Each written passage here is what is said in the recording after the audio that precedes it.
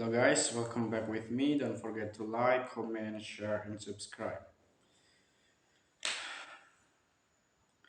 These are some maritime law sets forth many of the basic legal tenets associated with the sea and seamen, including seaman's right to maintenance and cure. Maintenance and cure are benefits that an injured seaman receives from an employer during the course of recovery. Maintenance includes such expenses as the seaman's rent or mortgage, utilities, property taxes, homeowners insurance, and food. Cure is similar to workers' compensation benefits for land-based employees. It covers costs related to medical treatment for the work-related injury. A seaman is someone who is a captain or crew member aboard a vessel in navigation.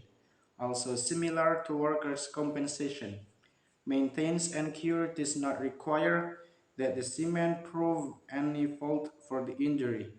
The employer is required to pay. The Jones Act. The Jones Act is federal law that gives seamen a statutory right to sue their employer for personal injury damage. However, a seaman must spend at least 30% of their time working on a vessel to qualify for the Jones Act. Not only does the Jones Act provide the seaman a statutory right to sue their employer, it also eases the burden of proof needed to prove causation between the employer's negligence and the seaman's injury. Under the Jones Act, the employer's negligence only needs to play a part in the seaman's injury rather than being a proximate cause. The Jones Act also incorporates aspects of the Federal Employment Liability Act. In particular, claims filed in a state court under the Jones Act are not removable to federal court.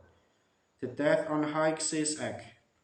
When the death of an individual is caused by a wrongful act or neglect occurring on the high seas, the Death on High Seas Act guarantees that a personal representative of the descendant can bring a claim. The Saving the Suitor's Clause. Federal law established exclusive jurisdiction for admiralty and maritime cases in the federal district courts absent any language indicating the contrary within a statutorily created right, such as the Jones Act. However, the Saving the Suitors Clause reserves any non-admiralty remedies that may be available to an individual. An example of admiralty remedy is a suit in which the claim is brought against the ship. Longshore and Harbor Workers' Compensation Act. Federal law created certain statutory rights for employees who are not necessarily seamen, but nonetheless work on harbors or vessels that are under repair or being built. This law covers longshore workers, ship repairers, shipbuilders or shipbreakers, and harbor construction workers. Moreover, the injuries must occur on navigable waters or an adjoining area, such as a dock. This law provides for the payment of compensation and medical care for an individual injured while on the job or survivor benefits. The Outer Continental Shelf Lands Act extends the Longshore and Harbor Workers' Compensation Act to employees engaged in offshore drilling on the Outer Continental Shelf. Jurisdiction in maritime law cases. In the U.S., jurisdiction over admiralty law matters was originally given to the federal courts. However, today most admiralty cases can be heard by both state and federal courts under the Saving the Suitors Clause in the Title 28 of the United States Code. The exception to this is any matter involving maritime property. Those cases may only be tried in federal court. If a state court presides over an admiralty case, The court is requiredly to apply admiralty or maritime law rather than its state law. How does maritime law provide for hurt workers? Without maritime law, injured seamen would be left on their own contract, the suffering they sustained while working. Anytime a ship employee becomes injured or sick, the vessel owner is required to reimburse their losses. Maritime law refers to this reimbursement as maintenance and cure, meaning that until the seaman fully recovers, the employer must provide for their affliction. The court views this obligation as an unquestionable duty that the ship owner owes any seaman aboard their vessel.